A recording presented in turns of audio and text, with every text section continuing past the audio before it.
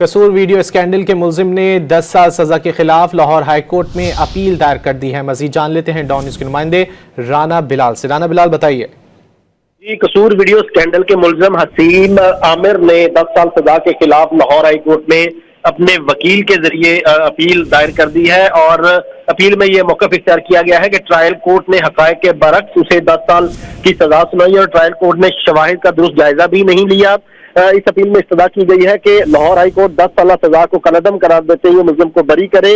ملزم کے خلاف قصور کے تھانہ گنڈا سنگھ پولیس نے مقدمہ درج کر رکھا ہے۔ اب ملزم حسین نے اپنے وکیل عابد کھچی کے ذریعے ATC لاہور کی جانب سے جو 10 سال کی سزا دی گئی تھی اس کیس میں، اس کو لاہور ہائی کورٹ میں چیلنج کر دیا ہے، اور اس اپیل میں 10 سال کی سزا کو کالعدم قرار دینے کی استدعا کی گئی ہے۔ بہت شکریہ رانا بلال ان تفصیلات کے لیے۔